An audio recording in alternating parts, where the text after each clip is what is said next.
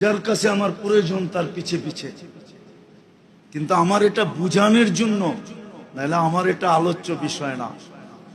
আপনাদের বিবেকে নাড়া দেওয়ার জন্য, বিবেকের পর্দা সরানোর জন্য, বিবেকের দরজা খোলার জন্য, খিড়কি আর জানলা খোলার জন্য আমি বারবার বুঝাইতে চাইতেছি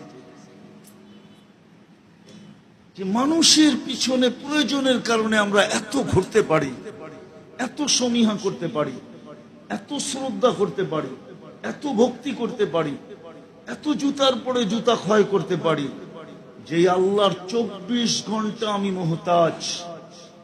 আমি ওই আল্লাহর নাম কতটুকু ডেলি নেই, এটার নামই ইসলাম। এই অভ্যাস আনার নামই হইল ইসলাম। সংশোধন এটাকেই বলে, এটা কি বলে।